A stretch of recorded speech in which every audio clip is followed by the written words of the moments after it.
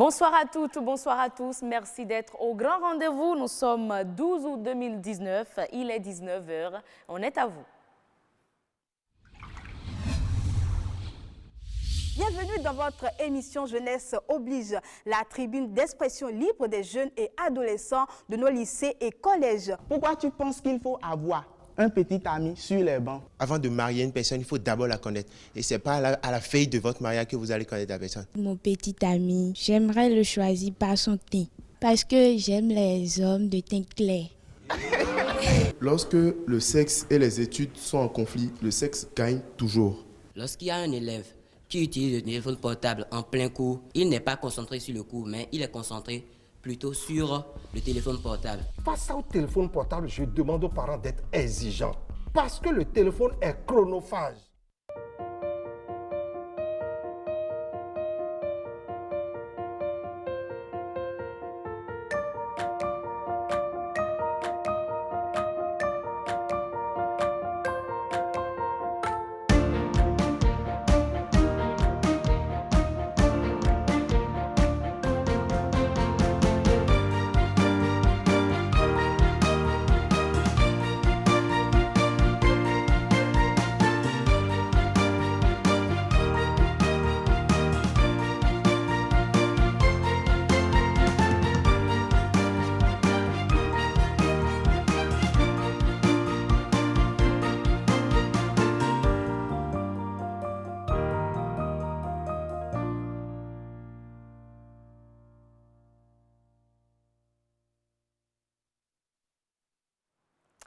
Et nous sommes sur Bénin Business 24, c'est votre grand rendez-vous du soir qui démarre, mesdames et messieurs. Au menu, il faut retenir qu'on reçoit Rachidi Oda, producteur de soja, dans la rubrique Monde agricole pour parler de la production du soja. Quelle méthode pour un meilleur rendement? Il sera reçu tout à l'heure par Marcel Betoro. Nature et bien-être s'intéresse à l'assainissement des plans d'eau. Le Bénin est en campagne contre les engins prohibés. On va en parler tout à l'heure avec un ingénieur agro-halieutique. Il s'appelle Cyril Akholoupé. Dans Autant Savoir, Agnat Bello va recevoir Ulvaeus Balogun, secrétaire général du ReproMed. Voilà, ReproMed, je vais y arriver. Ce que c'est, on aura les détails tout à l'heure dans la rubrique.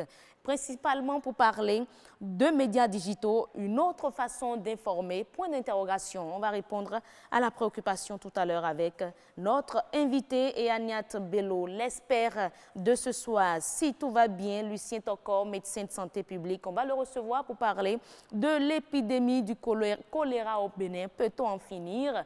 On a des informations qui circulent sur les réseaux sociaux. Il y aurait une résurgence de cette épidémie. Est-ce le cas? Si tout va bien, on aura la confirmation ou non d'ici la fin de votre grand rendez-vous du soir. Le grand rendez-vous, c'est aussi le journal. La messe sera dite ce soir par la fine fleur. Amandine Agnamboussou, bonsoir. Bonsoir à vous, heureuse d'annoncer. Merci d'être au grand rendez-vous. Votre week-end, ça a été? Bon, pas mal. Pas mal. Oui. C'est déjà intéressant de le savoir. Alors, qu'est-ce que vous avez concocté pour nous de l'autre côté de la rédaction pour le 19h45? Eh bien, au menu du 19h45 ce soir, nous allons nous intéresser à l'impact de l'exploitation des carrières de sable sur l'environnement. Cette activité est souvent menée au mépris de la réglementation en vigueur dans notre pays.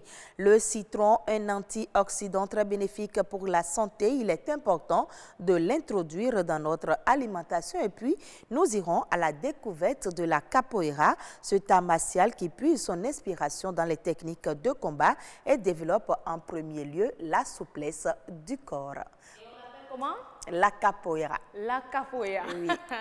Ben, on va suivre cet élément avec intérêt, moi précisément. J'aime bien les arts martiaux. Alors, Amandine, on se dit à tout à l'heure. On se dit à tout à l'heure. Merci bien. Mesdames et messieurs, on reçoit tout de suite Marcel Betoro et son invité, c'est Monde agricole.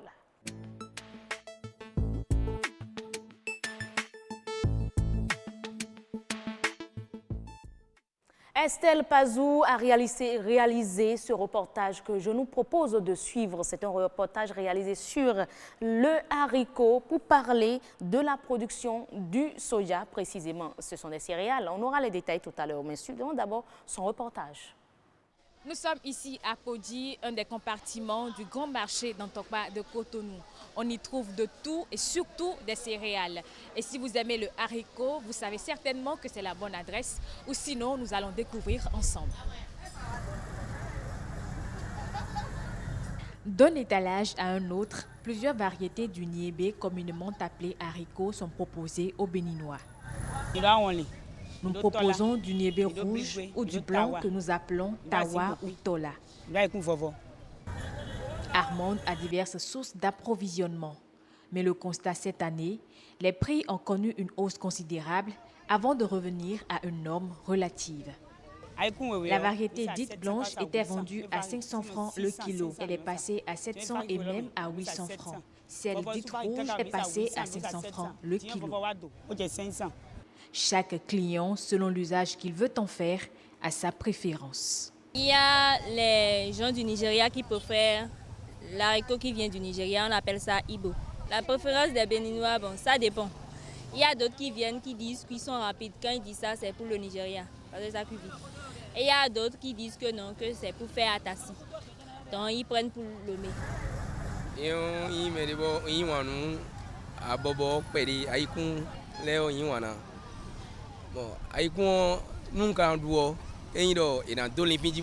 J'aime beaucoup le niébé quand c'est bien assaisonné.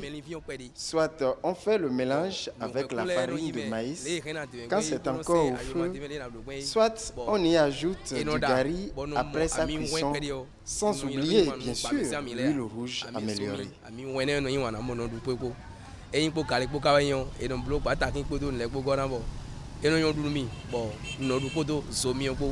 Plusieurs façons de consommer la céréale qui jouent par ailleurs un rôle important dans l'alimentation de l'homme. Merci à vous, Estelle Pazou, pour cette découverte. Mesdames et messieurs, on retrouve sur ce plateau Marchel Betoro. Marchel, bonsoir. Heureuse d'année, bonsoir. Vous portez très bien? Très bien la forme, hier. J'aime bien votre tenue en tout cas. Pareil chez vous aussi avec le rouge. Merci bien. Et ensemble, on va recevoir Rachidi Oda. C'est un habitué, hein? C'est vrai. Producteur de soja. Exactement. Comment allez-vous? Ça va bien. D'accord. Alors, Marchel, on parle des méthodes pour un meilleur rendement lorsqu'on s'intéresse à la production du soja. Exactement. Nous allons nous intéresser à la production du soja ce soir, amis téléspectateurs. Un produit de la même famille que le haricot. Il faut préciser. Ça fait partie de la même famille. C'est la légumineuse. Les légumineuses, voilà. Exactement. Donc, c'est comme on le dit, c'est même père, mais différent, tout simplement. Et c'est justement du soja que nous allons parler ce soir, parce qu'il faut rappeler que ça a été pris en compte également dans le plan d'action du gouvernement, le plan d'action national de développement de filières. Il y a cette année, ça a été pris en compte il y a à peine 3 mois, je pense. Exactement, c'est en juin dernier. Voilà, donc déjà on va découvrir les différentes variétés de soja que nous avons et les variétés qui sont... Il y a plusieurs types de soja. Oui, je pense qu'il y a des milliers. Hein. Il y a plus de 15 000 variétés de soja au monde. Au monde. Et au Bénin précisément, quelles sont les variétés qui sont cultivées, ou bien quelle est la variété qui est plus cultivée? Ok, d'accord. Comme vous l'avez si bien introduit, le soja appartient à la famille des légumineuses et il est originaire de l'Asie. Donc, c'est une plante annuelle. C'est une plante annuelle qui n'est pas permanente comme les autres. Et le soja, aujourd'hui, dans le monde, compte plus de 15 000 variétés.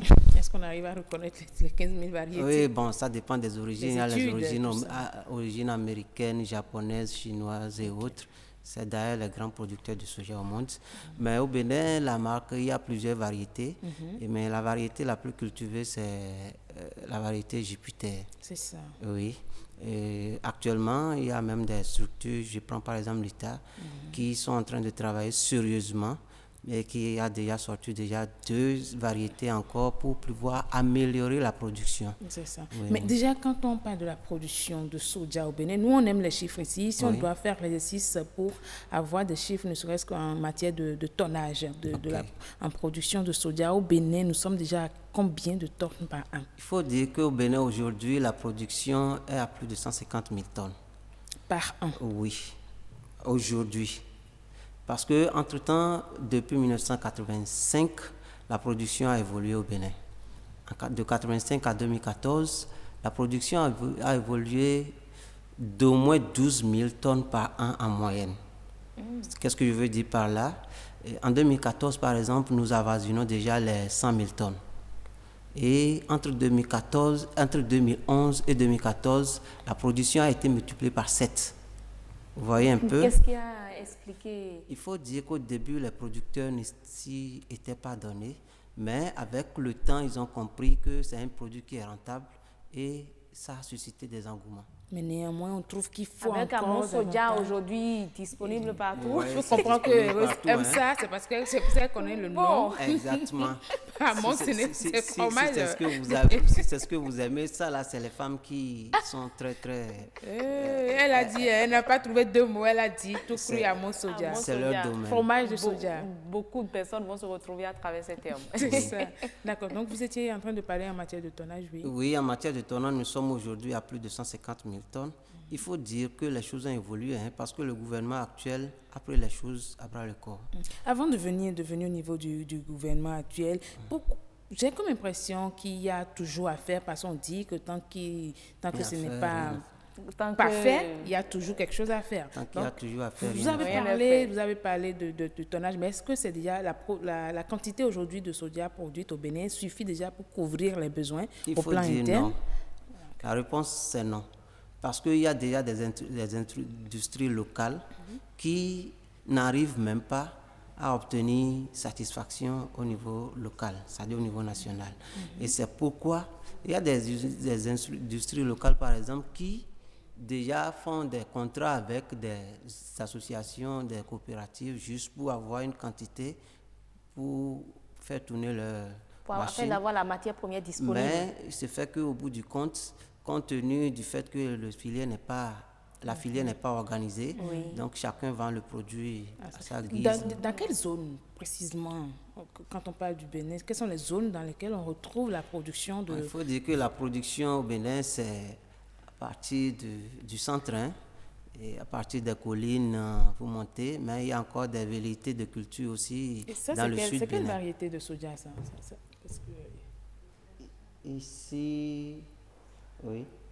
C'est ce que nous avons au Bénin? Oui. C'est Jupiter, c'est la variété Jupiter là? Jupiter. Ok. Voilà bien. D'accord, merci au réalisateur. Donc, on retrouve ça dans le centre, colline, nord, c'est ça?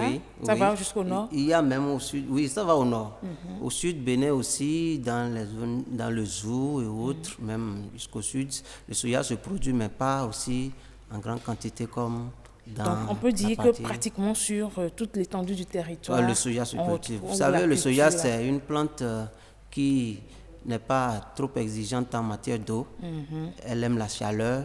Donc, partout où il y a de la chaleur et un peu d'eau, même si le sol est pauvre, vous savez, le soja, c'est un fixateur d'azote. Voilà. Mais j'ai lu dans mes recherches qu'au Togo, à côté, la production du soja est plus développée qu'au Bénin. Exactement. Est-ce que le problème se trouve au niveau des techniques culturelles? Est-ce que c'est au niveau de nos sols? Mais sur quel aspect est-ce qu'on doit travailler pour accroître davantage la production du soja? Puisqu'elle y est déjà. On fait beaucoup d'efforts déjà. Maintenant, comment accroître la production du soja au Bénin? D'accord. Pour accroître la production du Bénin, d'abord, vous avez cité le cas du Togo. Oui. C'est vrai, les techniques culturelles ne sont pas pratiquement différentes, mais il y a aussi au niveau du Togo les intrants qui essayent de booster la production. Donc, pas plus tard, en janvier, nous avons une délégation béninoise qui s'est rapprochée des producteurs togolais. Vous y étiez? Non, je n'étais pas dans la délégation, mais qui ont pu avoir quand même certaines informations. C'est qu'il faut d'abord savoir choisir les variétés et il faut aussi choisir les intrants qu'il faut et il faut aussi préparer le sol qu'il faut. Tous ces facteurs-là rentrent dans en ligne de compte pour une meilleure production de soja.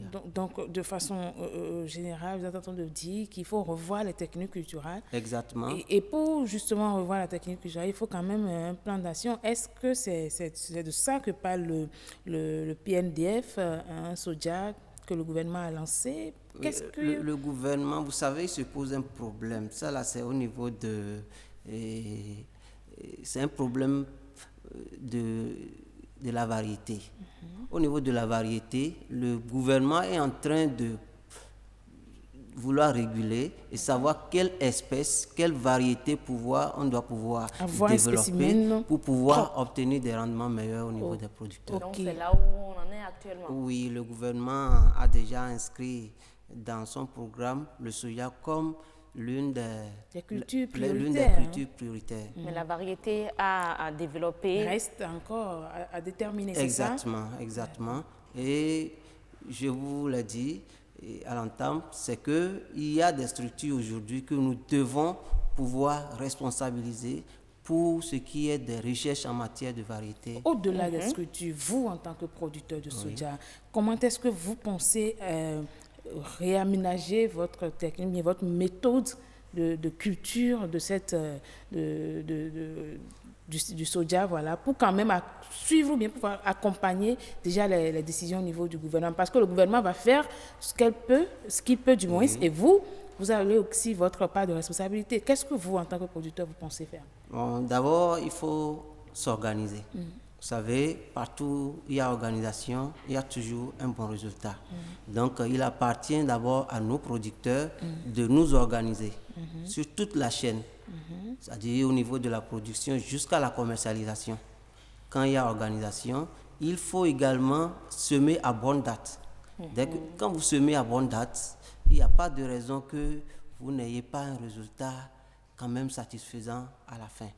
Et il faut respecter aussi les techniques et les conseils donnés par les En 10 secondes, est-ce qu'aujourd'hui le soja fait partie des cultures qui peuvent pousser très haut le développement du Bénin? Oui, je réponds par l'affirmative parce qu'aujourd'hui les gens ont abandonné la culture du coton, la culture de certaines plantes au profit du soja qui est d'ailleurs rentable. Mais il faut organiser la structure, la filière, comme le gouvernement a décidé. Vous êtes sûr que les gens ont abandonné la culture? Je ne voudrais pas, je voudrais pas me prononcer. Ou bien vous voulez dire autre chose? Allez-y comprendre. Peut-être parce que qu'aujourd'hui, il y en a qui sont en train de faire l'expérience aussi du soja. Mais abandonner, je ne pense pas. Quand je dis abandonner, ce n'est pas tourner totalement au coton, mais le soja, c'est une structure, c'est une filière qui est prometteuse. L'État est dans la même démarche que vous, même optique que vous. Heureusement, taquiner. Si elle veut manger du yamour soja, elle a intérêt à accompagner. Merci beaucoup. Marcel Gbetoro, merci également à vous, Rachidi Oda, producteur de soja, pour avoir abordé la thématique avec nous. On parlait donc de la production du soja. Quelles sont les méthodes qu'il faut aujourd'hui pour un meilleur rendement? Et ce sera tout pour Monde agricole. Le second plateau à installer tout de suite, ce sera Nature et bien-être.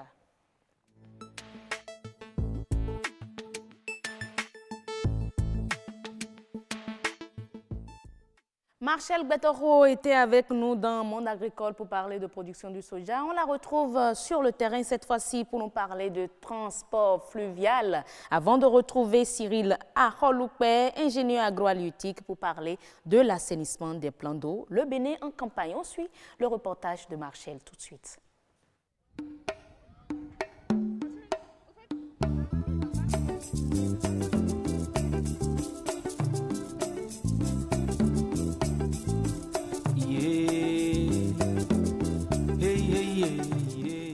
Il y a 3 types de transports fluviaux. Nous avons le transport des autochtones. Il y a le transport des touristes. Et puis, il y a le transport des touristes avec la pirogue à rame à pagaie, la pirogue sans moteur. En ce qui concerne le transport des locaux, le nombre de passagers n'est pas limité. Il faut le surcharge. Mais dans la barque motorisée pour les touristes, là, le nombre est limité.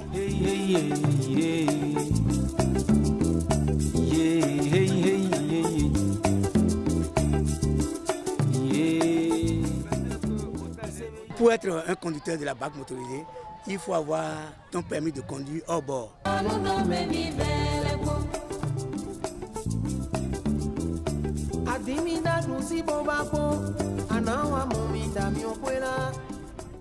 En ce qui concerne le transport local, là, il n'y a pas une réglementation pour ça. En ce qui concerne les touristes, nous avons notre bac qui est couvert, même s'il pleut, même s'il y a soleil, les touristes sont protégés. Ils ont aussi leur gilet de sauvetage. C'est de 1 personne à 15 personnes. Si tu n'as pas d'assurance, tu n'as pas assez à conduire les touristes.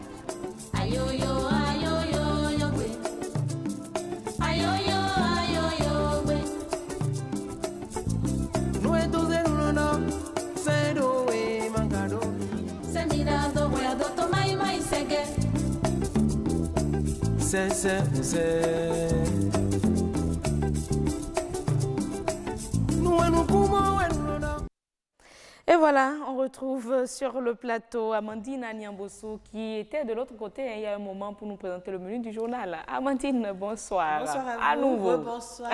Heureuse d'annoncer. Alors, on parle de l'assainissement des plans d'eau, précisément. Le Bénin en campagne contre les engins prohibés et ça va se faire avec Cyril Akholupé, ingénieur agrohalieutique. Bonsoir. Bonsoir, mesdames. Merci d'être là. J'aime bien votre broderie. Oh là là, merci beaucoup. Il manque juste votre couvre-chef. Ok. La prochaine fois. Nous y verrons. Mais ça, voilà. Alors, Amandine, on a eu un petit élément là. Un petit élément sur le transport fluvial, mais il faut dire également que pour bien circuler sur l'eau, il ne faut pas qu'il y ait des obstacles et tout. Voilà. Donc, il y a toujours un lien entre le transport fluvial et les engins, les différents engins que les pêcheurs installent sur l'eau pour empêcher les activités. Voilà. Donc, on va en parler, vous l'avez dit, avec M. Cyril Akholupé. Il est ingénieur agrohalieutique. Monsieur Akholupé, bonsoir et merci d'avoir répondu à notre invitation. Merci beaucoup, Madame Niambosso. Il y a une opération d'assainissement des plans d'eau du Bénin qui a démarré. Dites-nous pourquoi il faut assainir les plans d'eau du Bénin. Pourquoi il faut assainir les plans d'eau du Bénin? Oui. La question est bien posée. Le bébé hier. La question est bien posée en ce sens que, au fait, les plans d'eau sont des écosystèmes. Quand on parle d'écosystème, c'est un tout. C'est un tout qui est lié, ils sont interdépendants.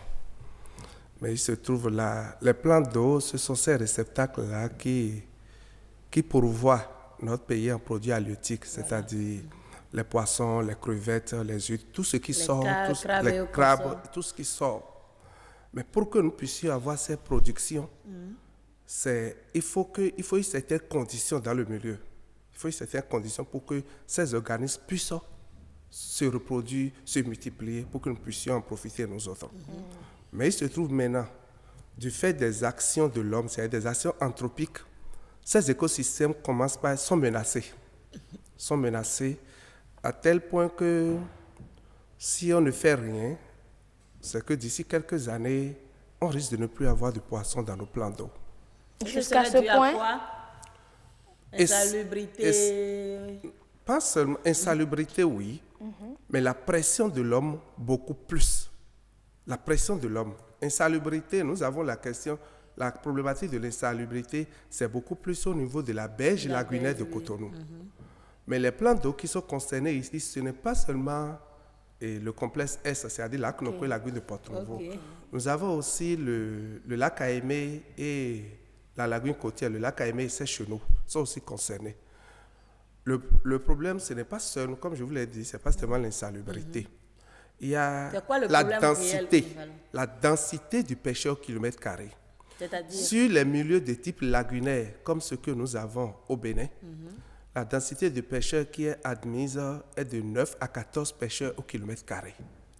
Mais au Bénin, nous sommes à une densité de 117 pêcheurs au kilomètre carré. Wow. Le maximum devrait être 14, mais nous sommes à 117 pêcheurs au kilomètre carré. Au lieu de 14. On épuise carrément le... Vous voyez la compétition qui est là. Donc, chaque pêcheur qui va sur l'eau veut toujours prélever le maximum de ressources que possible. Mais la ressource n'est pas inépuisable. La ressource, c'est une ressource renouvelable, certes, mais épuisable. Voilà. Épuisable si on ne respecte pas les conditions, les normes de prélèvement. Qu'est-ce qu'on n'entend par normes de prélèvement? Les engins de pêche qu'ils utilisent pour pêcher doivent respecter certains critères. C'est-à-dire, les engins doivent être montés de sorte qu'ils ne doivent pêcher les poissons qu'une fois arrivés à maturité sexuelle. Ça veut dire quoi? Ils doivent laisser le temps aux poissons de se reproduire au moins une fois dans le milieu. Voilà. Mais étant donné que la densité de pêcheurs est forte, eux, ils se disent que s'ils doivent respecter ces critères qui proviennent, n'est-ce pas, des principes de précaution et des principes de préservation de la ressource, eux, ils se disent qu'ils ne peuvent pas prélever autant qu'eux autres ils veulent pour satisfaire leurs besoins. Donc, ils connaissent très bien ces critères. Ils savent très bien. Les pêcheurs connaissent tout. Mais c'est... Ils savent ça. Le gain, tout ça qui est visité. Ils doivent continuer à prélever comme au temps de leurs aïeux. Alors que ce n'est plus la même chose aujourd'hui. Ok, en quoi consiste exactement l'opération? Lorsque l'état des lieux a été fait, le régime actuel a demandé à une commission de lui proposer les mesures qu'il faut pour relancer. Parce que souvenez-vous, il y a quelques années, le Bénin était un exportateur net de crevettes. L'Union européenne, les gens en raffolent. Ils appréciaient la qualité organoleptique de nos crevettes. Et avec le temps, on a constaté que ces crevettes ne répondaient plus aux normes internationales. Oui, ça ne répondait plus parce que du fait des questions d'assainissement. Mais au moment où le Bénin a rempli toutes les conditions pour reprendre l'exportation à travers l'installation des bases obligatoires de contrôle, c'est des infrastructures qui ont été érigées le long de ces écosystèmes-là. Il n'y avait plus de matières premières. Les crevettes qui devraient passer par là pour être exportées, il n'y en avait plus parce que on ramassait jusqu'aux œufs. Les matières premières n'existaient plus. C'est pas possible. Donc, tout ça là a mené, on a dit, mais est-ce qu'il faut continuer à croiser les bras alors que le secteur des pêches et aquaculture pourvoit plus de 600 000 emplois au Bénin? Est-ce qu'il faut laisser tous ces gens-là se faire dépouiller comme ça de leurs moyens d'existence durable? Non. Pour une fois, on a eu un gouvernement qui n'est pas prêt. Mais qu'est-ce que la commission mise sur pied a proposé réellement? Oui, ce qui est proposé... Parce que l'opération a démarré depuis le 5 août. Qu'est-ce qui se fait réellement sur l'eau actuellement? Réellement sur le terrain, si vous prenez le complexe Ouest Lac Aimé, lagune de Porto Novo, Lac Aimé et lagune côtière et le Chono, tout ce qu'on appelle Akadja, les pacas branchailles là, on doit enlever tout ça. Il ne va plus en avoir dans nos plans. C'est quand on monte sur l'eau, les branchages. Le Réalo va revenir sur ces images, il nous en avait présenté tantôt. C'est ça, donc tout ça là c'est enlevé. C'est de ça que vous parlez? Oui, c'est... Regardez un peu l'opération. Le travail a même déjà commencé. Vous voyez des engins qu'ils appellent, c'est des engins de type verveux, Bagbaloulou, c'est des engins de forme tronconique qu'ils posent contre le courant. Et tout ce qui passe, ça ne laisse rien passer. Ce n'est pas des engins sélectifs. Ça ramasse tout. Et normalement, quels sont les engins qui sont autorisés? Les engins qui sont autorisés, l'autorisation ou l'interdiction de l'engin est fonction de la sélectivité de cet engin. Si on voit que l'engin peut laisser passer les petites tailles et ne prendre que les espèces halieutiques qui ont atteint la taille de la maturité sexuelle, le problème ne se pose pas. Là, on s'assure que l'espèce est renouvelée avant qu'on ne capture. Mais est-ce que cette opération prend en compte également les populations? Est-ce que vous ne rencontrez pas de difficultés ou bien c'est une opération qui se fait en collaboration avec les pêcheurs et les populations riveraines? L'opération est faite de façon parfaitement participative. Les opérations de sensibilisation ont duré plus d'1 an et demi. Voilà. On est passé partout, jusqu'au niveau quartier. Les populations, dans leur écrasante majorité, adhèrent totalement à l'opération. Eh bien, aujourd'hui, est-ce qu'on aura du poisson à consommer, du poisson frais? Oui. Parce que les pêcheurs, c'est ce qu'ils utilisent d'habitude que vous demandez aujourd'hui de laisser tomber. On leur demande juste de se mettre au pas. On ne demande pas de laisser tomber. La pêche n'est pas interdite sur les plans d'eau. Mais on nous demande d'utiliser des engins réglementaires. Ils connaissent très bien ça. Ils connaissent très bien ça. Et c'est pas qu'ils n'ont pas, hein? Ils en ont. Non, c'est eux-mêmes qui montent les engins. C'est eux-mêmes qui montent les engins. Ils savent ce qu'il faut faire. Ils savent. Maintenant, l'autre chose est de débarrasser ces plans d'eau de ces engins prohibés. Mais il faut également voir du côté de l'insalubrité. Parce que même si on a des poissons et que c'est contaminé par tout ce qu'on nous jetons dans l'eau, ça ne vaut vraiment pas la peine. Parce qu'il faut avoir des poissons vraiment consommables. Est-ce qu'à la longue, il y aura des actions qui seront menées dans ce sens? Ce qui est en cours, c'est on parle des mesures d'assainissement et de réhabilitation. Voilà. Okay. Nous sommes à la phase d'assainissement. Et la réhabilitation suit automatiquement parce que c'est comment préserver les moyens d'existence des pêcheurs qui est l'objectif final. Il faudrait qu'ils puissent continuer à trouver, mais on ne veut plus cette fois-ci des fruitins sur le marché. On ne veut plus des fruitins sur vos tables. C'est de gros poissons. Il y a d'autres poissons qu'on appelle fruités. Il n'y aura plus de message. Il n'y aura plus de message. Le message est passé largement. Ça suffit. Merci beaucoup, monsieur Aaron Loupé, ingénieur agrohalieutique. Amandine, merci. Il faut sensibiliser. N'est-ce pas? Il faut sensibiliser, heureuse dame. On va toujours sensibiliser. Oui. Vous êtes là quand même, c'est votre devoir. On va vous accompagner. Le temps de vous retrouver, je crois, dans une trentaine de minutes pour le journal. Une quinzaine de minutes environ pour le journal. Oui. On va installer le plateau de Autant Savoir pour retrouver Agnat Bello et le secrétaire général du Repromed.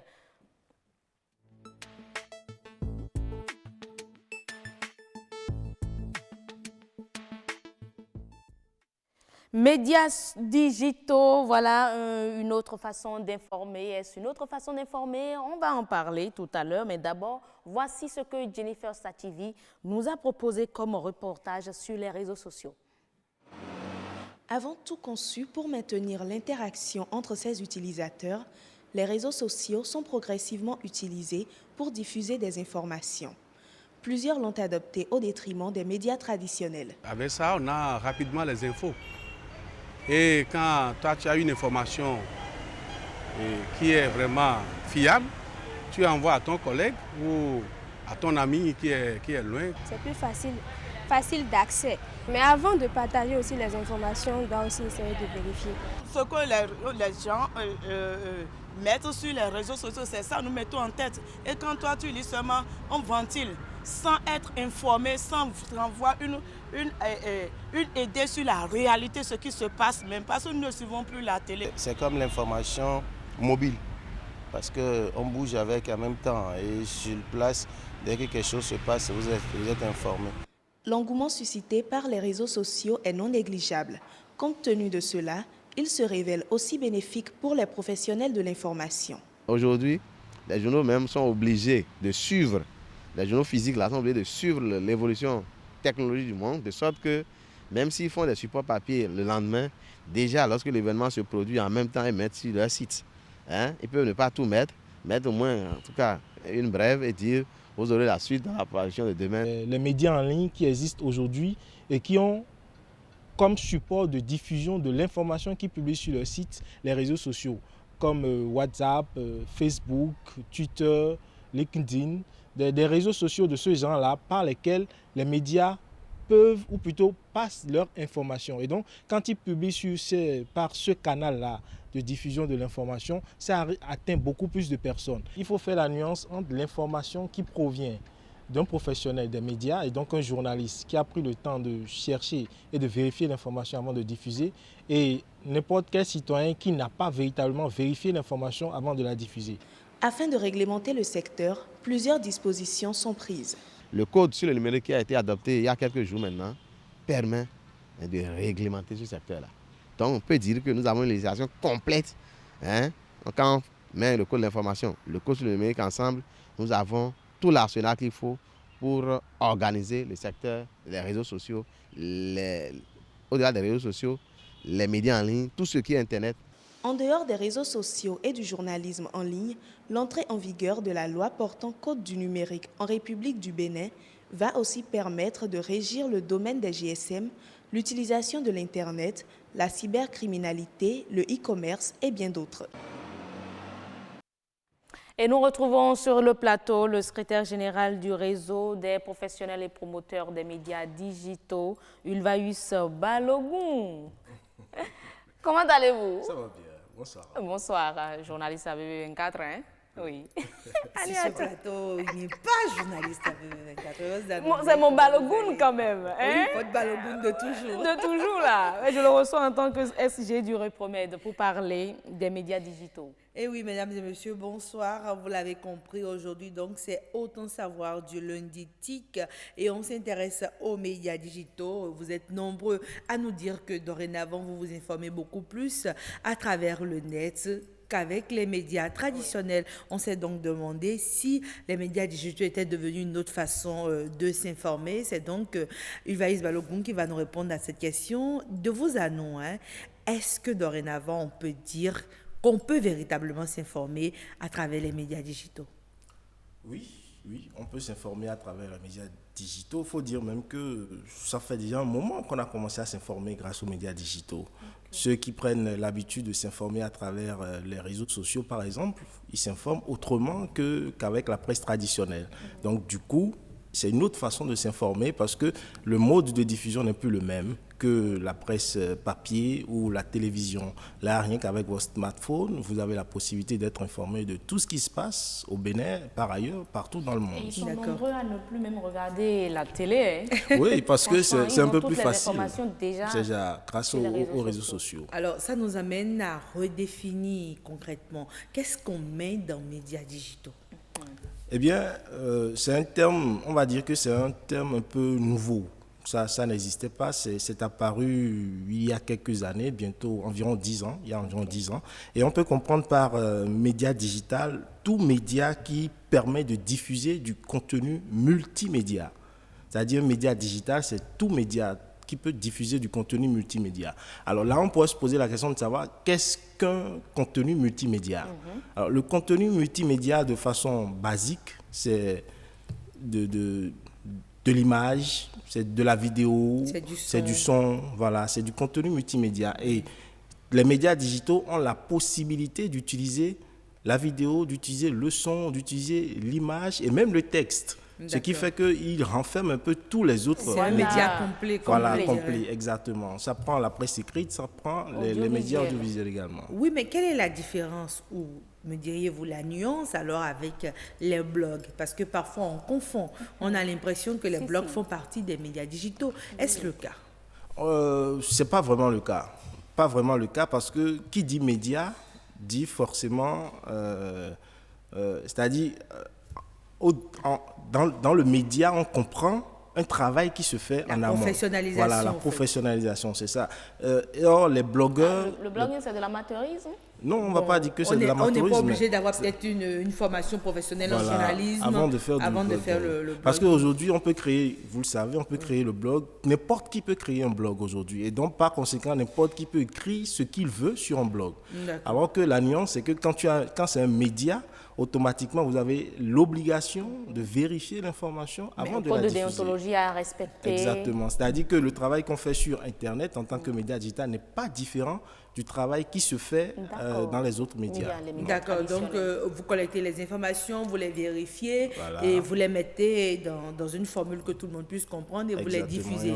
Mais est-ce que les mêmes règles qui s'appliquent aux journalistes des autres médiums s'appliquent aussi aux journalistes qui exercent dans les médias digitaux? Oui, les mêmes règles.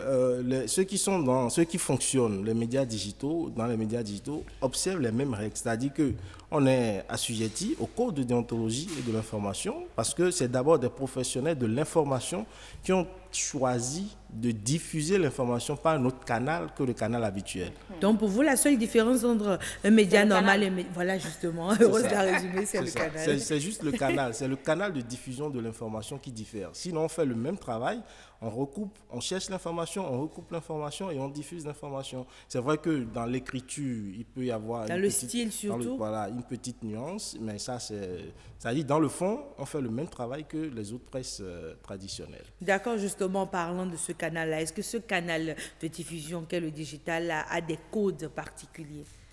Des codes particuliers, ouais, parce que quand tu dis digital, tu dis forcément une nouvelle façon de travailler, une façon d'atteindre plus de monde, une façon d'être rapidement lu et compris surtout, parce que le gars qui est sur son smartphone, il n'a pas le temps de lire un test long de 100 mots, 1000 mots avant de comprendre ce que tu veux dire. Donc en 2-3 paragraphes déjà, tu lui donnes l'information. Quand il lit, il comprend automatiquement ce que tu veux dire à travers l'information que tu donnes. Maintenant, c'est la façon dont on atteint plus de monde qui est intéressant, parce que là, on ne vend plus les journaux, on passe juste par Internet, on passe par les réseaux sociaux, Facebook, Twitter, tout ce qui est réseaux sociaux, on passe par là pour atteindre le plus de monde que possible. Et ça m'amène à vous demander comment vous gagnez votre vie. Parce que la presse papier, au moins, ils vendent les journaux. Si c'est la radio ou quoi, il y a les communiqués, il y a les activités. La télé, on sait aussi, mais vous êtes là juste vous envoyer sur la toile. Oui, c'est un grand enjeu pour la presse numérique, les médias digitaux, notamment au Bénin, on va dire même en Afrique. Ce secteur n'a pas encore on n'arrive pas encore à rationaliser ce qu'on fait sur... Rationaliser ou rentabiliser? Bon, rentabiliser. Okay. Rentabiliser, c'est plus clair. Rentabiliser ce qu'on fait sur Internet. C'est vrai qu'il y a les publicités, mais on ne les a pas forcément comme les autres médias l'ont, à travers la presse écrite. Et puis, avec Internet aujourd'hui, on n'a plus forcément besoin de passer par un média pour faire de la publicité. C'est ça, les gens ont la possibilité de créer leur page, et de booster leur page et tout ça, de faire. Donc on se demande pourquoi alors. Voilà, pourquoi aller vers un média pour faire de la publicité. Ce qu'on arrive parfois à faire, c'est que comme nous on a une régie publicitaire, on arrive à négocier pour les membres de notre réseau. Donc on négocie la publicité pour la vingtaine de membres qu'on a dans notre réseau. Ça permet à l'annonceur par exemple d'atteindre plus de monde en passant par les médias qui font partie du réseau. Vous fonctionnez en bande, en fait. Exactement, on fonctionne en bande. Là, ça évite, ça amoindrit un peu le coût à l'annonceur, évidemment, mais ça lui permet d'avoir beaucoup de médias qui diffusent sa publicité, ainsi de suite. Il y a également, quelques petites communications qui peuvent arriver, parce que les gens savent aujourd'hui qu'il y a la presse, les médias digitaux, sans lesquels ils ne peuvent pas fonctionner. D'accord, mais moi, il y a une petite question, quand je préparais, comment dirais-je, mes petites notes pour ce plateau. Il y avait un ami qui me dit, mais on a quand même l'impression que le public il n'est pas exigeant avec le digital. C'est-à-dire, c'est pas la même exigence quand on est en télévision, en radio ou quand on est sur le digital. Est-ce que vous confirmez? Si, c'est pas la même exigence du point de vue de celui qui regarde. Du point de vue du professionnel que moi je suis, et je dois dire que dans notre réseau, par exemple, on fait un travail pour être très exigeant sur l'information que nous donnons. Le contenu, sur le contenu, oui. C'est-à-dire, l'information ne doit pas être une information non vérifiée. Parce que je voudrais savoir, est-ce qu'il y a une fiabilité dans ce que vous donnez? Les fake news, parce que beaucoup disent que le meilleur moyen de s'assurer que votre fake news passe, c'est qu'il soit relayé par les médias digitaux. Tout à fait, tout à fait. Vous savez, dans tout groupe, il y a forcément des brebis galeuses. Donc, on ne va pas dire qu'il n'y en a pas. Mais ce qui est bien, c'est que dans notre réseau, nous avons délégué quelques personnes qui font ce travail-là de suivi des informations qui sont diffusées dans tous les autres médias digitaux. Donc, ils prennent la peine de relire, d'interpeller même des acteurs et de leur demander... Vous avez donc un comité d'éthique en quelque sorte. Exactement, éthique et déontologie. On les appelle, on leur dit l'information que vous avez donnée, elle est fausse, reprenez-la ou supprimez-la automatiquement. C'est le rôle que joue le réseau? Entre autres, oui. Parce que notre ambition, c'est de professionnaliser les acteurs qui interviennent dans les médias digitaux. Parce qu'il ne faut pas oublier que c'est un secteur qui est trop ouvert. Yves Balogun, on nous dit que le temps qui nous est imparti est terminé. Mais si je peux avoir peut-être en 30 secondes, aujourd'hui, le Repromed compte combien de membres? Il faut dire que à la création du réseau, on était à une trentaine. Mais il faut dire qu'on a lancé récemment un recensement qui nous permet d'évaluer tous ceux qui exercent dans le secteur parce que les années sont passées, des gens sont venus. Ce n'est pas encore fini, ça finit le 15 août prochain, mais déjà on est à une quarantaine de personnes inscrites. D'accord, de plus que les 30. Donc on parle de 110 en quelque sorte. Ça prouve, mesdames et messieurs, à quel point les médias digitaux évoluent ici au Bénin. De plus en plus, justement, quand on dit qu'au Bénin, on a à peine 10 chaînes de télévision, que nous avons 70 médias digitaux, vous vous rendez compte que la demande était là. Donc et que les populations risquent de se passer des médias traditionnels d'ici peu. Prions que ça n'arrive jamais. C'est pas évident ça. Ce sera tout pour autant savoir. Aujourd'hui, on parlait donc des médias digitaux. C'est une autre façon de s'informer. Et l'autre manière aussi de s'informer, c'est de ne pas zapper, parce que là, le journal est là. Tout de suite, Amandine Niambossou nous présente le 1945.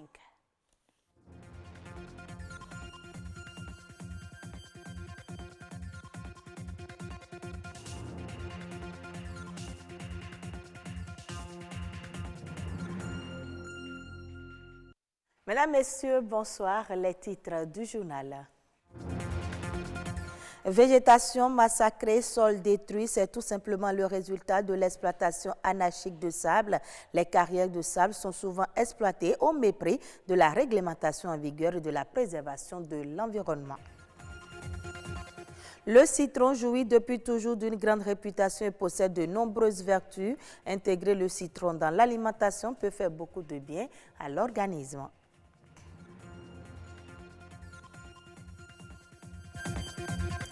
C'est un art de vivre et de s'entraîner qui puise son inspiration dans les techniques de combat, dans les danses et musiques traditionnelles d'Afrique de l'Ouest. La capoeira est un art martial qui développe en premier lieu la souplesse du corps. L'exploitation des carrières de sable, une activité qui cause assez de désagréments à l'environnement. Les populations de Djekbota dans l'arrondissement de Godomé subissent au quotidien les conséquences issues de l'exploitation du sable qui se fait dans la zone. Une situation qu'elle dénonce dans ce reportage de Yvon Rodonou, présenté par Ulvaeus Balogun. Plus un seul jour ne passe sans que les populations de Djekbota dans l'arrondissement de Godomé ne crient leur ras-le-bol. Elles subissent au quotidien les nuisances causées par l'installation et l'exploitation des carrières de sable. Une activité qui a vu le jour il y a quelques années après l'interdiction de la commercialisation du sable marin. L'État a pris l'option d'encourager que des investisseurs économiques s'engagent dans cette voie-là après l'interdiction du prélèvement du sable marin. Et donc l'État a mis en place des mesures incitatives. C'est ainsi que mon épouse et moi nous sommes lancés dans ce business-là qui au fil du temps s'est révélé très complexe. Bien que le sable soit utile aux populations dans leurs différents besoins en construction, le dragage n'est pas sans conséquences sur l'environnement. L'État est très regardant de l'impact que cette activité pourrait avoir sur l'environnement. Et il y a un plan qui est défini, auquel souscrit l'investisseur. Par exemple, notre activité consiste à prélever du sable et donc à créer des plans d'eau. Et cela a forcément une influence sur l'équilibre du milieu. Et nous sommes contraints de faire de la réparation au moment où nous devons nous en aller. La gestion des zones humides est une gestion délicate parce que les zones humides constituent des écosystèmes fragiles. Il y a des endroits où vous avez la faune, vous avez la flore, vous avez l'eau. Ces endroits-là nécessitent beaucoup d'attention. Lorsque, dans l'exercice de leur métier, les promoteurs ne respectent pas le contenu du plan de gestion environnementale et sociale de leur projet, cela perturbe fortement le fonctionnement de l'écosystème. Vous savez, il y a des endroits où les gens ont eu à exploiter ces carrières-là et sans restaurer les sites, ils sont partis. C'est des dégâts que l'on porte à l'environnement. Les populations, quant à elles, demandent un regard bienveillant des autorités à divers niveaux. Mieux, elles plaident pour un bon civisme de la part des exploitants de carrières. Nous avons trop de difficultés, surtout au niveau de nos voies. Les promoteurs en font un peu, mais il va falloir que l'État même regarde un peu dedans.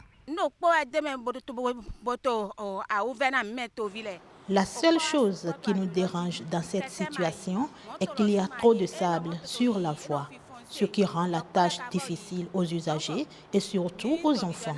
Nous exhortons les autorités et les promoteurs des carrières à nous réparer la voie. Si le sable extrait de ces carrières est indispensable en tant que matériau de construction, la régulation de ce secteur est importante pour assurer sa survie et permettre aux populations ainsi qu'aux exploitants d'en bénéficier. Parlons maintenant santé. Riche en vitamine C et grâce à ses antioxydants naturels, le citron booste le système immunitaire. D'un goût subtil et vivifiant, on vante en permanence les bienfaits du citron. Comment jouir des vertus du citron et comment le consommer? Fiacre Aladaye, agronutritionniste, nous donne plus de détails. Il est au micro de Nelly Rouanou et Évrard Anani.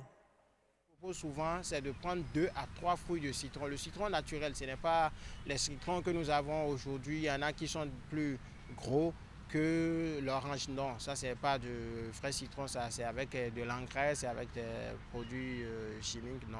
Lorsque vous prenez le citron, ça vous permet de débarrasser l'organisme de ces radicaux libres qui, à la longue, pouvaient boucher et boucher les parois et perturber la circulation sanguine. C'est aussi pareil pour les cancers. De nos jours, il y a plusieurs types de cancers, donc surtout les femmes. Donc, il est très indispensable de prendre le citron régulièrement pour donner cette chance à l'organisme d'être débarrassé de ces éléments perturbateurs. L'acide ascorbique qui est contenu dans le citron, d'accord? Donc, ce n'est pas abus de langage que nous appelons ça vitamine C. Ça a la propriété aussi d'absorber ou bien de faire disparaître, d'éliminer progressivement les graisses contenues. Donc c'est conseillé aux personnes obèses et aux personnes en surpoids de prendre encore le citron. Ça va les aider à dégraisser. Trop de citron au-delà d'une certaine dose, ça devient toxique. Et quand vous avez des produits en excès dans votre organisme, l'organisme cherche à se débarrasser de ça. Et ça peut s'exprimer par plusieurs symptômes, hein, les maux de tête, la fièvre, vous pouvez pas dans l'urine. Ça peut agir sur la couleur de votre urine, ainsi de suite. Et ça peut agir aussi sur les reins à la longue. 2 à 3 fruits les matins que vous pressez dans de l'eau tiède et que vous prenez. Faites l'effort, faites l'essai, d'accord, à la maison. Vous pouvez essayer pendant 1 mois. Régulièrement, prenez du citron chaque matin, ça ne vous coûte même pas 1000 francs, plutôt que d'attendre les moments de désagrément pour vous rendre à la pharmacie. Faites l'effort de consommer le citron régulièrement, le citron avec de l'eau les matins, du miel à volonté si vous en avez chaque matin, et vous verrez l'effet que vous aurez sur votre organisme. C'est un art martial afro-brésilien qui aurait ses racines dans les techniques de combat et les danses des peuples africains du temps de l'esclavage au Brésil. Il se distingue des autres arts martiaux par son côté ludique et souvent acrobatique. Vous ne le savez peut-être pas, c'est la capoeira, un moyen d'expression de mouvement du corps des esclaves pour camoufler le plan d'évasion ou pour affronter les colons. Lazare Migan et Louis Koudogbo nous amènent dans l'univers des jeunes capoeiristes béninois. Reportage. Ce groupe de jeunes capoeiristes est un exercice pour une discipline moins connue du public béninois. Il s'agit de la capoeira.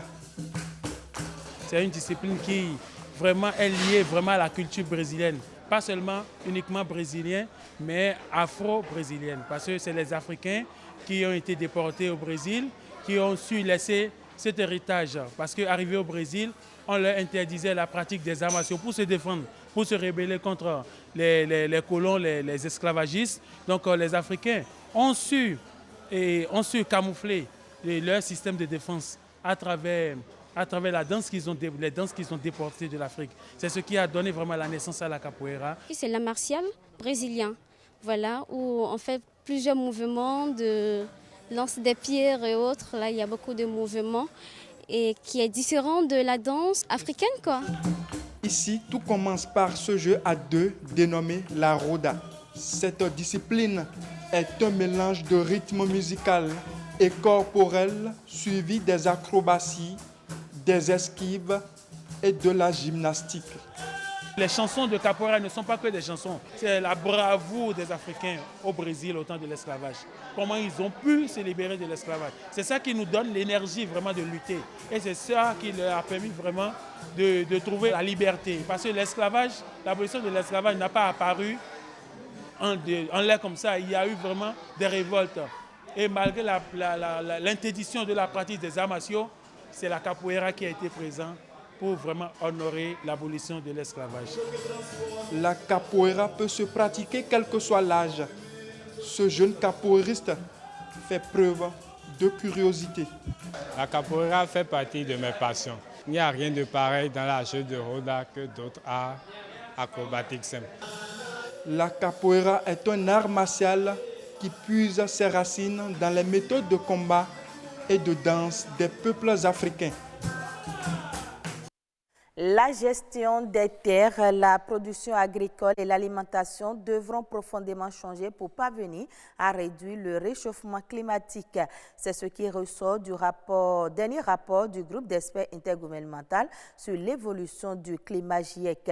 Échouer dans la mise en œuvre de ces changements va remettre en question la sécurité alimentaire, la santé des populations et la préservation de la biodiversité. Entre 2007 et 2016, les activités qui utilisent la terre ont été à la base de 23% des émissions de gaz à effet de serre, une portion qui passe à 37% lorsqu'on ajoute les industries de transformation alimentaire. Pour sortir de cette surconsommation, il faudra réduire de 50% la consommation moyenne de viande, une réduction qui s'élèverait à 70 voire 90 dans certains pays d'Europe de l'Ouest ou d'Amérique du Nord. Une transformation de l'agriculture et de l'usage des terres va permettre à terme d'accroître la superficie des forêts qui sont des puits de carbone naturels. Au Sénégal, la 4e campagne gratuite de vérification des véhicules sous l'autoroute de l'avenir a démarré. Près de 100 véhicules diagnostiqués par jour pendant 3 jours. Une initiative dont l'objectif est de participer à la réduction des accidents de la route. Reportage de Philomène Constance Diaye-Boyer. Le temps d'une campagne, l'aire de repos de Rufisque transformé en un véritable garage mécanique.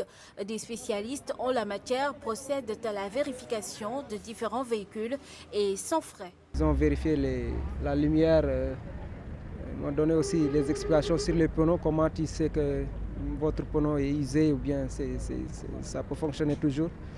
Quand même encore, ils m'ont donné les explications sur les filtres gasoil, tout ça. En passant, je me suis dit, puisque j'avais changé mes plaquettes de frein avant et arrière juste il y a quelques jours, c'était l'occasion avec des spécialistes, parce que je l'avais fait avec le mécanicien du coin, avec des spécialistes, faire les vérifications nécessaires.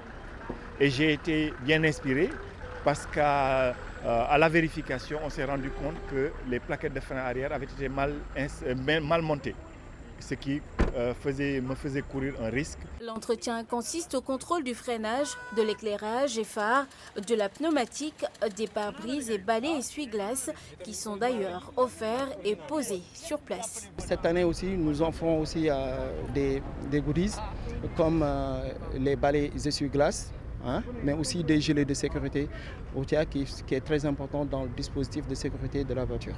Au niveau des pneumatiques, aujourd'hui, 30% des véhicules qui sont contrôlés ont dépassé le standard des pneumatiques. Donc du coup, ça peut être aujourd'hui l'origine de l'ensemble des accidents qui seront dus à l'éclatement de pneus.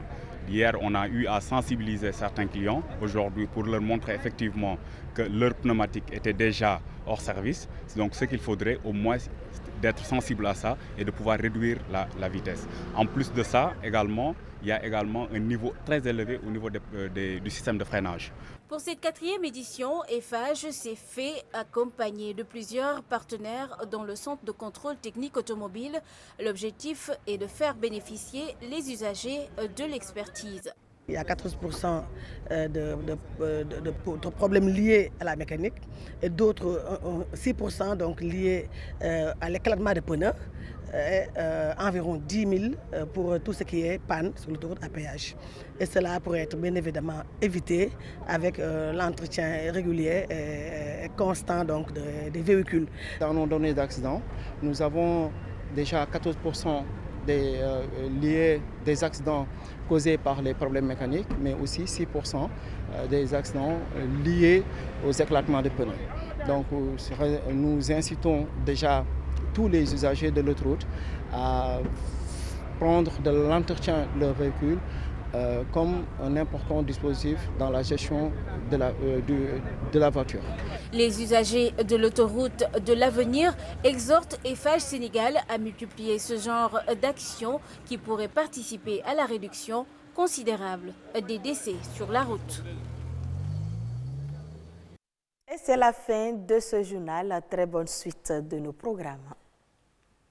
Et voilà, mesdames et messieurs, c'était donc le 1945 présenté par Amandine Agnambossou. Pour ce qui est du grand rendez-vous des grands plateaux, il ne reste juste qu'à recevoir ici même l'expert déjà installé.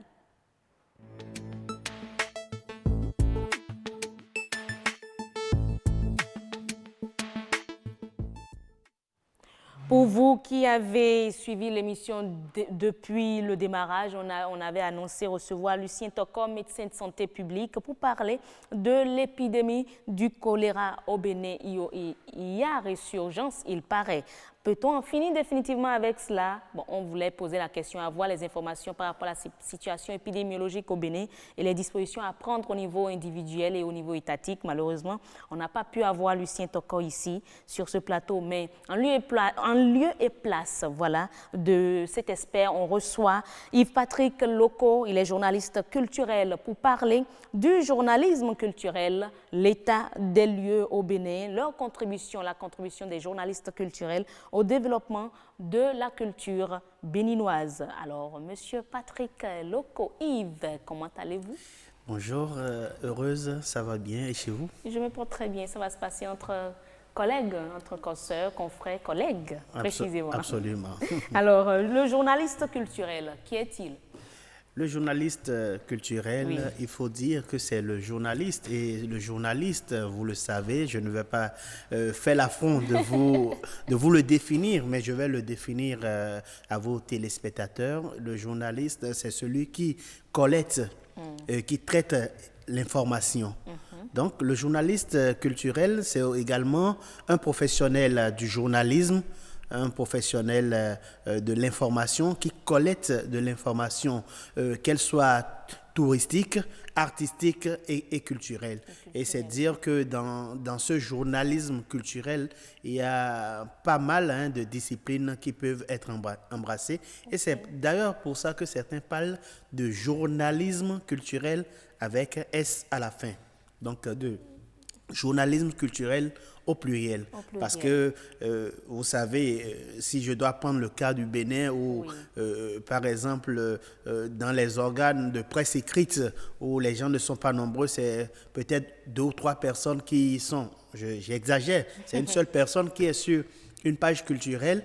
Ailleurs, ça ne se passe pas comme ça parce que le journaliste culturel doit être spécialisé.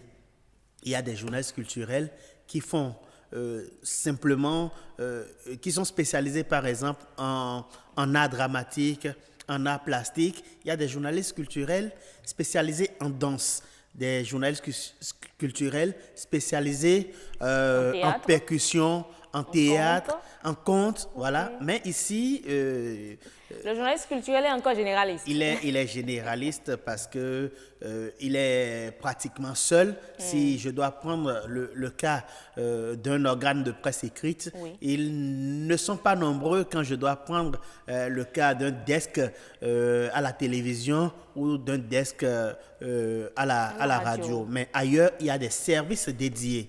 Il y a des services culturel, par exemple, quand on doit considérer les plus grands organes en Afrique ou ailleurs dans le monde. Et chaque professionnel, chaque journaliste culturel est spécialisé dans une matière donnée, dans une discipline donnée. Vous êtes toujours journaliste culturel généraliste ou spécialisé dans un domaine donné?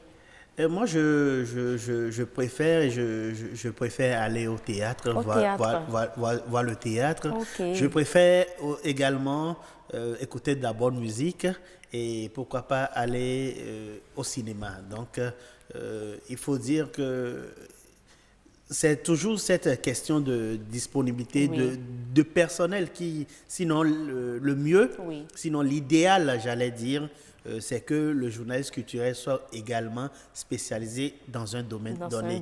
Mais il faut également comprendre que, par exemple, une exposition, ça n'arrive pas tout le temps. Un festival, ça n'arrive pas tout le temps. Donc, il faut quand même que le journaliste culturel continue d'alimenter ces pages culturelles, donc on ne va c'est pas lui faire, difficile. voilà, on va pas lui faire le procès Oui. de s'occuper de tout à la fois. À la fois. Oui. Ah ben, est-ce que vous avez eu besoin d'une formation avant d'être journaliste culturel, vous déjà? Une formation à Oui. l'école, je ne crois pas qu'il y ait de... C'est vrai que... Ça soit même déjà disponible au Bénin. Voilà. Mais quand on veut, par exemple, il y a des journalistes qui ont fini dans les écoles et qui te mettent spécialité environnement, genre, sport, par exemple, on peut, compte tenu de son thème de grande enquête de fin d'école, s'orienter vers le journalisme culturel. Mais il faut dire qu'il y a beaucoup de formations qui permettent aux gens de devenir journalistes culturels. Il y a des journalistes culturels qui ne sont pas forcément journalistes au départ, mais quelqu'un qui a fait l'histoire de l'art à l'université peut être à l'aise quand il fait du journalisme culturel. Ne parlons pas des modernistes, ceux qui ont fait les lettres modernes à l'université. On constate d'ailleurs que la plupart sont journalistes culturels. Mais quel est concrètement votre rôle aujourd'hui lorsqu'on parle du développement de la culture? Certes, des pays ont pu se développer à travers leur culture. Quel est votre rôle concrètement? Vous êtes là juste pour informer les populations de tel festival qui est lancé, de telle activité, et cela suffit? On s'arrête là? Écoutez, le journalisme culturel, c'est comme toute autre forme de journalisme. Vous savez, il y a des artistes. Moi, j'ai déjà un peu fait ma revue de presse aujourd'hui. J'ai pu constater qu'il y a des lancements d'albums qui ont eu lieu le week-end dernier. J'ai pu constater qu'il y a des concerts qui s'annoncent. Je ne vais pas faire de la publicité, mais il y a un concert qui s'annonce dimanche prochain, par exemple. C'est dans la presse que moi j'ai déjà lu ça ce matin. Aujourd'hui, on est le 12 août, lundi 12 août. Ça fait 15 ans aujourd'hui que Jonas Pedro, le grand salsero, est décédé. C'est dans la presse que j'ai lu ça aujourd'hui. Dans le journalisme culturel, comme toute forme de journaliste, informe. Il y a des artistes qui sont dans l'underground qu'on ne connaît pas, mais qui viennent. Vous êtes à la télévision nationale, vous devez voir des artistes parfois qui viennent. Voilà, nous avons fait notre single. Nous voulons votre accompagnement pour le passer à la télévision. Nous voulons votre accompagnement pour le passer à la radio, pour passer notre son à la radio. C'est de la même manière, il y a des artistes qui vont au niveau des journaux, de la presse écrite, pour leur dire, voilà, moi je veux entrer dans ce monde de la profession artistique et culturelle. Voilà, c'est mon CV, écrivez sur moi. Et c'est comme ça que les artistes commencent par être connus. Donc c'est la presse culturelle qui fait un travail pour faire révéler au monde. Et les cas sont légion. Moi je vois de grands artistes aujourd'hui. Il y a quelques années, 15 ans, 16 ans en arrière, c'est des gens qui, excusez-moi le mot, qui traînaient de rédaction en rédaction pour se faire connaître. Malheureusement, quand ils sont connus à la fin, ils ne pensent plus à vous. C'est comme s'ils ne vous ont jamais rencontré. C'est bien dommage. C'est un peu dommage. Et pour vous, journalistes culturels, pensez-vous concrètement que vos pairs contribuent concrètement au développement de la culture béninoise? Sans langue de bois, je vais répondre oui. Oui, les journalistes culturels travaillent beaucoup pour faire connaître même le Bénin au monde, pour faire connaître la culture béninoise au monde. Moi, je connais des journalistes culturels qui ont soif de formation. Et vous savez, les formations viennent de temps en temps. Moi, j'ai été formé, par exemple, à la critique d'une pièce théâtrale par une journaliste française et belge, j'allais dire, Françoise Nice, qui est venue dans le cadre du FITEP 2006, du FITEP 2006 au Bénin, former des journalistes. Et je sais que les journalistes culturels ont envie de se former, et au niveau de leurs associations, essaient de se former. Il y a des associations qui, sans leur faire de la publicité une fois encore, il y a l'AJCB par exemple, l'Association des journalistes culturels du Bénin, la première association de journalistes culturels au Bénin. Il y a par exemple le REJAC, le réseau des journalistes et animateurs culturels du Bénin. Il y a également le Noyau Critique, qui sont des associations quand même qui essaient d'initier des formations au profit de leurs membres. Et il faut dire également qu'il y a des festivals, il y a des événements qui, à côté de leur déroulement, proposent une page, proposent une formation pour les journalistes culturels. Et il y a plein d'événements. Je sais aussi que vous êtes membre du réseau des journalistes culturels de l'espace UEMOA. Et c'est extraordinaire. On parlait du développement, on parlait de la contribution des journalistes culturels au développement de la culture. Et vous avez bien fait de le dire. L'UEMOA, qui est l'Union économique et monétaire ouest-africaine, cette organisation sous-régionale s'occupe à la base des questions économiques et monétaires. Mais depuis 2016, l'UEMOA a initié un plan de développement culturel. Et pour accompagner ce plan, les pays membres, et pour accompagner ce plan de développement culturel-là, l'UEMOA a initié depuis novembre 2016 un réseau. On a été à une formation à Ouagadougou en novembre 2016 et depuis cette formation, depuis cet atelier de Ouagadougou, l'UEMOA nous a exhortés, nous a encouragés à mettre sur place le réseau des journalistes culturels pour le développement culturel de l'UEMOA. Et je parlais tantôt de formation.